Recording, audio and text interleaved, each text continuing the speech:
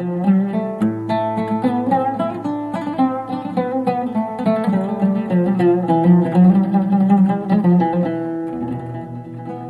خوای بەخشندەی میهرەبان مەولەوی تاوگۆزی دەفەرمێ هەورەکەی ڕەحمەت ڕووی سەمای کەرەم سەلات و سەلام کەیکەم ئیستەکەم بێرێ و بڕێژێ و بداوە هەمدا وەسەر مەزرعەی ڕوحی خاتەمدا سەرواسکا سەرا و هەر شەتاودا وەسەر سەوزەی پاک ئال و ئەسحاودا. سپاس و ستایشێکی نەبراوە بۆ خوای گەورە لەسەر تەواوی بەخش و نیعمەتەکانی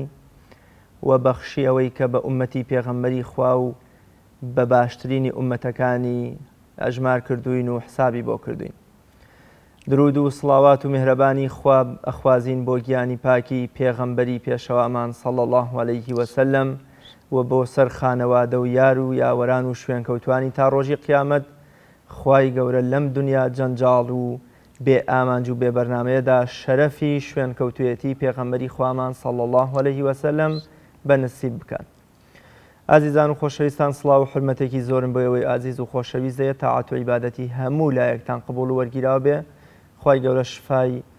بەخێری نەخۆشەکانمان بدات و کێشە و مەشاکیلی کۆمەڵگەکەمان لە کۆڵ بکاتەوە. پێویستی کۆمەڵگە و مرۆڤایەتی و خێزان و تاکەکان بە پەیام و بەرنامەی پێغەمبەران بەگشتی و بەرنامە و پەیامی پێغەمبەری خۆمان صلی الله علیه وسلم بە تایبەت چییە و تا چەند ئەمڕۆ کۆمەڵگەی مرۆڤایەتی لە ڕووی سیاسی و ئابووری و کۆمەڵایەتی و ئەتەکێت و ڕەوشت و ئەخلاقەوە پێویستی بە گەڕانەوەیە بۆ کرۆک و بنەما و ئاڕاستە پێغەمبەریەکان کە خوای گەورە یەک لە دوای یەک پێغەمبەرانی هەناردووە تا کۆتا پێغەمبەری خاتەم صلی الله علیه وسلم. لەگەڵ میوانەکەم زۆر بەڕێز جەنابی مامۆستا مەلا مەسعود جاف زانای ئاینی پێکەوە باز لە پێویستی پەیامی پێغەمبەران و زەرورەتی پەیامی پێغەمبەران بۆ کۆمەڵگەکەین. مامۆستایان سوپاسی بەڕێز دەکەم کە میوانی ئەم جارەی بەرنامەکەم بوویت. زۆر سوپاس بۆ جەنابتان. جەنابی مامۆستا با سەرەتا لەوە بپرسم ئامانج و حیکمەتی ناردنی پێغەمبەران بێگومان دەزانین کە پێغەمبەران لووتکەی خۆشەویستی و ڕێز و ئەوە بوون لای خوای گەورە، ینی خوای گەورە پێغەمبەرانی خۆی لە هەموو خەڵکی تر خۆشتر بیستووە، بەڵام لە پێناو ڕزگاری هەموو مرۆڤایەتیشا یەک لە دوایەک ئەم پێغەمبەرانی خۆی خستۆتە نێو مەشەقەت و ئازار و ناڕەحەتی و شەهیدبوون و چەرمەسەریەوە. کەواتە بێ لە پشت ئەم ئامانجە پیرۆزەوە حیکمەت و فەلسەفەیەکی ڕوون هەبێ کە ئایا مرۆڤەکان بۆچی خوای گەورە خۆشەویستانی خۆی بۆیان ئەخاتە عەزیەتەوە، ئەم حیکمەت و فەلسەفەیە لە چیدایە؟ بەناوی خۆی گەورە میهرەبان، زۆر سوپاس بۆ جەنابتان و بۆ کەناڵی پەیام. دیارە پەیامی هەموو پێغەمبەران ئیسلاحی مجتەماع بووە، لە ڕووی فیکریەوە و لە ڕووی ئەخلاقیەوە و لە ڕووی پەروەردەیی و کۆمەڵایەتیەوە. هەموو پێغەمبەران کە خوای پەروەردگار ناردوونی بۆ ئەوەی کە مجتەمەع و کۆمەڵگاکەیان بۆ ئەوەی ئەو خەڵکەیە لەو سەردەما ڕووبکەنە خوا، بۆ ئەوەی لە هەموو ئەو سیفاتە ڕەزیلانەی کە کۆمەڵگاکانی داڕزاند بوو، بۆ ئەوەی هەموو ئەو ڕەوشت و ئاکارانەی کە کۆمەڵگاکانی لەبەر یەک هەڵۆشاند بوو کۆیان بکاتەوە وازیان پێبهێنن لەو سیفات و ڕەوشتە ڕەزیل و ناپەسەندانە. هەموو پێغەمبەران مەبەستیان بووە و کاریان بۆ ئەوە کردووە کە ئەو خەڵکەیە ئەو ئومەتانەی کە خوا ئەوانیان ناردووە بۆ سەریان ئیسلاحیان کەن لەم ڕوانەوە. بۆیە پەیامی هەمویان خۆشەویستی بووە بۆ ئینسانەکان، لە مقابلە کۆمەڵە خەڵکانێک هەبووە حەزیان بەم بانگەوازە خوایە نەکردووە، چاویان بە پێغەمبەرانە هەڵنەهاتووە. هەموو پەیامی پێغەمبەران تا پێغەمبەری ئێمەش عەلا نەبینا و عەلەیهیم السەڵات وەسەلام ئەم خۆشەویستی و ڕێزە بووە تا کۆتا پێغەمبەر کە پێغەمبەری ئێمەیە عەلەیهی سەڵات وەسەلام هاتووە بۆ ئەوەی حتا ژیانی خۆی، خۆشی خۆی، ئیسراحەتی خۆی هەڵبگرێت لە پێناو بەختەوەری ئینسانەکانە، لە پێناو کۆتایی هاتن بە ئەو ژیانە تەنگ و تاریک و ناڕەحەتیەی کە خەڵکی تیاژیە. دیارە پێشەوەی کە پێغەمبەری خوا عەلەیهی سەڵات وسەلام خوای پەروەردگار بینێرێ ژیانی خەڵک لەو سەردەما لە تاریکیە بوو، لە خۆخۆریە بوو، لە چاڵ هەڵکەندنا بوو بۆ یەکتری، لە میحنەت و ئازارە بوو، لە بێوەفاییە بوو، لە قیمەی نەهامەتی و زەلیلیە بوون بەرامبەر بە یەکتری. ژیانیان ناخۆش و تاڵ بوو ژیانی سەرمایەداری بە زمانی ئەمڕۆ ژیانی سەرمایەداری لەو ڕۆژانەشە سەرمایەدارەکانیان دەوڵەمەندەکانیان خاوەن پێگە و پلەکانیان هەژار و نەدارەکانیان دەچەوساندەوە لە ڕووی ئابوووریەوە دەیان چەوساندنەوە لە ڕووی فکریەوە دەیان چەوساندنەوە پێیان وابوو کە ئەمان گەورن کە ئەمان پلەیان لەوان بەرزترە بە کۆیلەیانەکردن ژیانیان داگیرەکردن ژیانیان لێتاڵەکردن حتا گەشتە ئەوەی کە بە ئەنواع شێوە و بە بەرنامە ڕێزیش ڕوبەڕووی هەژار و نەدار و خاوەن پێگە کەمەکان دەبوونەوە تا خوای پەروەردگار ئەم پیاغەمبەرەی ئێمەی نار عەلەیهی السەڵات وەسەلام کە ئیسلاحی کۆمەڵگەی کرد کە بانگەوازی خەڵکی کرد بۆ ئەوەی کە لە پەرستنی ئینسانەکان واز بێنن پەرستنی خوا دێتەکایەوە لە پەرستنی خوا هەموو ئینسانەکان وەکو یەکوان لە بێوەفایی واز بێنن بەرەو وەفا لە بەدڕەوشتی و چاڵ هەڵکەندن و هەموو ئەو سیفاتە ڕەزیلانەی کە پێشووتر تایە بۆن واز بێنن وەرنە ناو ئەو ئەخلاق و سیفاتە بەرزانەی کە پیامبەری خوا عەلەیهی السەڵات وەسەلام هێنایی بۆ کۆمەڵگا لە هەڵهاتنی خۆری پێغەمبەرەوە عەلەیهی السەڵات وەسەلام لە هەڵهاتنی خۆری ئیسلامەوە ڕۆژێکی تر ژیانێکی تر ئاسوودەییەکی تر ڕووی لە خەڵک کرد بۆیە لەو کاتەوە کە پێغەمبەران لە پێشووتر و لە کۆتاشیانە پێغەمبەری ئێمە عەلەیهی السەڵات وەسەلام خوای پەروەردگار کە ئەینێرێ خۆری ئاسوودەیی و بەختەوەری هەڵدێ ئەو کەسانەی کە ژیانیان لە تاڵی و چەرمەسەری و ناڕەحەتیە بوو ژیانیان هەنجن بوو بەدەست سەرمایەدار و بەدەست گەورەکانیانەوە و بەدەست ئەوانەوە کە زیاتر پلە و پایەیان گەورەتر بوو ئەمان کەوتنە ئیسراحەتەوە لە ڕووی فکریەوە لە ڕووی دەرونیەوە لە ڕووی فکریەوە ئاسوودە بوون کە ئیتر تاقە کەسێک کە شیاوی پەرستنە خوایە بەڵێ لە ڕووی جەسەدیەوە لە ڕووی ئابووریەوە لە ڕووی کۆمەڵێ بابەتەوە ژیانیان کەوتە ناڕەحەتی تووشی ئازارە بوون بەوازهێنانیان لە پاشاکانیان بەوازهێنانیان لە گەورەکانیان بەوازهێنانیان لەو هەموو بێوەفای و بێڕێزەی کە گەورەکان پیانەکردن کەوتنە دوای پێغەمبەر عەلەیهی السەڵات وەسەلام ژیانیان گۆڕا بەرەو ئاسوودەییەکی دەرونی گۆڕا بەرەو ئاسوودەییەکی ناخ و پەروەردەییەکی ئەخلاقی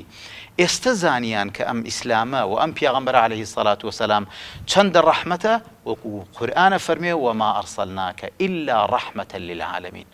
پێغەمبەری خوا عەلەیهی السەڵات وەسەلام وەکو چۆن خوا کردی بە ڕەحمەت مسلمانان و زۆرێک لەو سەحابانەی کە مسلمان بوون بەر ئەو ڕەحمەتە کەوتن حتا ڕەحمەت بوو بۆ بێباوەڕەکانیش لەوەی کە بانگی ئەکردن وەرنە سەر سفرەی برایەتی وەرنە سەر سفرەی خۆشگوزەرانی وەرنە سەر سفرەی بەختەوەری ئێوە لە یەکسانی ئینسانەکانە لە برایەتیە لە هاوتایەتیتان لە ئینسان بوونە نەک فەرزکردنی ڕاتان بەسەر کەسی ترە لەما ئیسراحەت ئەکەن بۆیە ئەگەر تەفسیرێکی جوان بۆ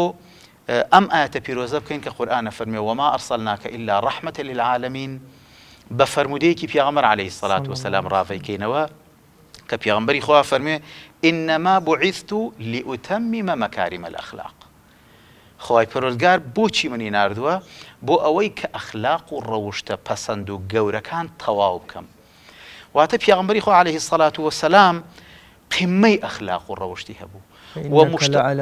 وإنك لعلى خلق عظيم كبرسيال لحظة عائشة ذكري أخلاق الروشتي في غمر صلى الله عليه وسلم تون بو حضرت عائشة فرمي كان خلقه القرآن أخلاقي في غمر صلى الله عليه وسلم دقوك قرآن بو بوي أم في غمرية ما عليه الصلاة والسلام خمي بردوامي أو بو كإنسان كان لناو أم مهرباني والرحمة والصوز خوايي کە لە قورئانەوە بۆی هاتووە لە ڕێگەی جیبریلی ئەمینەوە ئینسانەکان لێی نزیک بنەوە و لەم ڕەحمەت و میهرەبانیە بەشیان هەبێ لەگەڵ ئەوەشا پێغەمبەری خوا عەلەیهی السەڵات وەسەلام کە بانگیان ئەکا ماوەی 13 ساڵی ڕەبەق لە مەکە تەحەمولی ئازاری جەسەدی و بەدەنی و ئابووری و سیاسی و ئاینی و چی و ئەمانە ئەگرێت لە پێناو ئەوەی کە بەرنامەکەی بگە بە چەند نەفەرێکی کە هێشتا هەوڵی مقابلی نەدا بە سیلاح بە شمشێر ڕوبەڕوویان بێتەوە حتا لە تائیف کە ئەگەڕێتەوە مەلایکەتی شاخەکان لێ ئەفەرمانم پێ بکە بە هەردوو شاخکە لە یەک دەمە فەرمێن نەخێ من ئومێدمەیە لە داهاتوە لە پشتی ئەمان کەسێک بێتە دەرەوە بێتە موسڵمان کەواتە پێغەمبەر صلی الله علیه وسلم لە لووتکەی عەزیەت و ئازاریشە هێشتا ئومێدی هیدایەتدان و ڕزگارکردنی خەڵکەکانی تری هەبووە. بێگومان پێغەمبەری خوا عەلەیهی السەڵات وەسەلام دوعای ئەکرد بۆ تائیف کە جەنابەت باست کرد لەگەڵ ئەو ناڕەحەتیانەی کە هێنە ڕێگەی بەربارانی ئەکەن گیانی مبارەکی بە ئازار و بە خوێن تێکەڵ ئەکەن دوعایان بۆکە کە خوا هیدایەتیان بە. بۆی پێغەمبەری خوا عەلەیهی السەڵات وەسەلام لەگەڵ ئەو هەموو ئازارش چەشتی 13 ساڵ کە تەمەنێکە تەحەمولی ئەم ئازارە بەدەنی و ڕۆحی و جەسەدی و ئابووری و چیانە ئەکا بەبێ ئەوەی کە هەڵگرێتە شمشێر یا بە یەکێ لە سەحابەکان بڵێ ڕوبەڕوویان بنەوە اختیاری جێگەیەکی کە ئەکا بۆ ئەوی پەیامە خوایەکە لە جێگەیەکی کە مەدینەی پیرۆزە بگەێنێ تحملی ئەو هەموو ناڕەحەتیانەی کرد لە کولا فەلسەفەی ناردنی پێغەمبەران و پەیامی هەموو پێغەمبەران لەگەڵ پێغەمبەری ئێمەش عەلەیهی السەڵات وەسەلام نەسیحەت بووە ئامۆژگاری بووە ناسینی خوا بووە ئیسلاحی مجتەمع بووە هێنانی ئینسانەکان بووە بۆ ئەوەی کە بێن لەسەر ئەو سفرە جوان و پاکە کە سفرەی خوایە کە عەبدایەتی و بەندایەتیە کە وەفا و ڕێز و ئەخلاقە کە هەستکردنە بە مەسئولیەت کە ناسینی خودە خۆت بناسی چواردەوری دەناسی خۆت بناسی ئەو کاتە ناتوانی زوڵم بکەی خۆت بناسی ئەو کاتە ناتوانی ستەم بکەی خۆت ناسیەوە کە تۆ عەبدێکی زەلیلی قاپی خوای چۆن لە نەبوونەوە هاتوویتەتە بوون ئاواش دەگەڕێیتەوە بۆ نەبوون و جارێکی کەش زیندوو دەبیتەوە و محاسەبە دەکرێی ئەمە پەیامی پێغەمبەران. جناب مامۆستا پێغەمبەری خوا صلی الله علیه وسلم کە وێنای خۆی و ئومەتەکەیەکە فەرمێ من وەکو دڵسۆزێک وام لە بیابانێکە ئاگرێک کرابێتەوە ئێوە هاوشەوەی پەروانەیەک دێنەتانەوێ خۆتان بەم گڕی ئاگرا بدەن و بسووتێن بەڵام من هێندە دڵسۆستانم بەری ئاگرەکە گرم هەوڵ ئەدەم نەچنە نێو ئاگرەکەەوە بەڵام هەموو پێغەمبەران ئەمە ئەرک و وەزیفەیان بووە زۆر دڵسۆزی خەڵک بوون بۆچی لەگەڵەوەشە خەڵک بێمنەت بووە لە پەیامی پێغەمبەران تا ئێستاشی لەگەڵا بێ و لە ڕابردووشە پێغەمبەران بە مشار دوولەت کراون پێغەمبەران دەربەدەر کراون پێغەمبەران خراونەتە نێو ئاگرەوە پێغەمبەران دەربەدەر کراون یعنی تانەوتە شەرێک لە پێغەمبەران نراوە کە بەڕاستی مرۆڤ شەرمەکە ئێستا باسی بکات بۆچی لەگەڵ ئەوەشا کە چەندێ دڵسۆز و چاکەکار بوون لەگەڵ خەڵکە بەڵام خەڵک بێمنەت و ناموبالات بۆ بەرامبەر بە پێغەمبەران و بە بەرامبەر بە پەیامەکانیشیان بەداخەوە لەو سەردەمەوە تا ئێستش بێمنەتی بەرامبەر بە پەیامی پێغەمبەران بێمنەتی بەرامبەر بە دڵسۆزی پێغەمبەران بێمنەتی بەرامبەر بە خەمخۆری پێغەمبەران جۆرێکە لە زوڵمکردن لە نەفسی خۆ ڕاستە جۆرێکە لە ستەمکردن لە نەفسی خۆت ئەگینا ئەگە سەیری پەیامی هەموو پێغەمبەران بکەین بە پێغەمبەری ئێمەشەوە عەلەیهی السەڵات وەسەلام وەکوتمان پێغەمبەری خوا عەلەیهی السەڵات وەسەلام فێری هەموو هەنگاوەکانی ژیانمانەکە پێغەمبەری خوا عەلەیهی السەڵات وەسەلام فێری مامەڵەکردنمانەکە لەگەڵ ماڵەکانمانە فێری مامەڵەکردنمانەکە لەگەڵ دراوسێمانە فێری مامەڵەکردنمانەکە لەگەڵ باوکو دایکمانە فێری مامەڵەکردنمانەکە لە موعامەلە و کار و کاسبیمانە فێری مامەڵەکردنمانەکە لە هەموو هەڵس و کەوتەکانی ژیانمانە فێری مامەڵەکردنمانەکە لە بەختەوەریمانە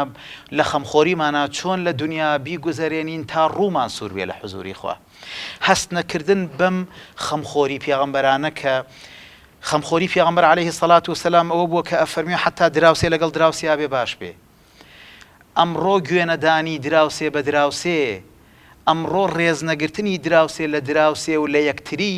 ئەمە جۆرێکە لە قیممەی بێوەفایی بەداخەوە بەرامبەر بە پێغەمبەرەکەمان و بەرامبەر بە خۆشمان لە سەردەم و ساڵانی پێشووی ئێمە لە سەردەمی باوباپیرانمانە نەک دراوسێ ماڵ دراوسێ دێکانیش بەیەکەوە حرمەت و ڕێزیان هەبوو بۆ یەکتری پێغەمبەری خوا عەلەیهی السەڵات وەسەلام کاتێ سێجار لەسەر یەک ئەفەرمێ والله لا يؤمن والله لا يؤمن والله لا يؤمن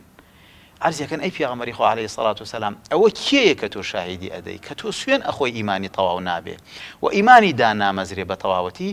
فەرمی ئەو کەسەی کە دراوسەکەی لە شەڕی ئەمین نەبێ ئەمە پێمان ئەڵێ کە پێغەمبەری خوا عەلەیهی السەڵات وەسەلام پەیوەندی کۆمەڵایەتی و دراوسێتیمان بەیەکەوە ئەبەستێ دەی خەم نەخواردنی دراوسێ بەرامبەر بە یەکتری بێوەفایمانە بەرامبەر بە پێغەمبەرمان و بێوەفایشمانە بەرامبەر بە یەکتریمان وەکوتم لە ساڵانی پێشووە لە سەردەمی باوباپیری ئێمە ئەگەر لە گوندێکی سەد ماڵیە تەعزیەکی تیا بوایە پرسەیەکی تیا بوایە تەواوی ئەو گوندە ئەگەر کە سوکاری ئەو ماڵەش نەبوونایە تەواوی ئەو گوندە تەعزیان بوو تەواوی ئەو گوندە لە خۆشی و لە پێکەنین و حتا پەردەیەکیان دادا بەسەر رادیۆ و تەلەڤیزیۆن و ئەگەر ماڵی رادیۆیەکی شتیا وایە پەردەیەکیان بەسەرا دادایان و رادیۆ نابێ بکرێتەوە چونکە فڵانە ماڵی دراوسێمان تەعزیەیان هەیە وەک دەڵێ حتا خوشکان و دایکانی بەڕێز جلی ئاڵ و باڵا و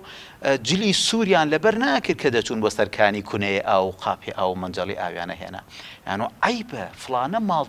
تەعزیەیان هەیە چۆنە بێ ئێمە جلی سوور و ئاڵ و واڵا لەبەرکەین ئەمە پەیوەندیە کۆمەڵایەتیەکانمان ئەمە خزمەتی و کەسایەتیمان ئەمە خەمخۆریمان بۆ یەکتری ئەبەستێتەوە بۆ یەکەوە بۆیە پیغەمبەری خوا عەلەیهی سەڵات وسەلام فێرمانەکات چۆن مامەڵە لەگەڵ منداڵەکانمانە بکەین بۆ خۆی مامەڵەی لەگەڵ حەسەن و حوسێنا چۆن بوو مامەڵەی لەگەڵ ئیبن عەباسا چۆن بوو لەگەڵ خۆیان سواری هۆشتیرەکەی کرد و ئەی برد بۆ سەفەر و سەفەری لەگەڵا کرد ئەمە جۆرێکە لەوەی کە ئێمە ئەگەر بمانەوێ ئەمڕۆ سەرکەوتوو بین لە دەردەسەریەکانی ڕۆژگار بە دەربین دەبێت لە ژیانی پێغەمبەرەوە عەلەیهی سەڵات وسەلام ژیان هەڵگرین هاوسەریمان چۆن بێ وەکوتم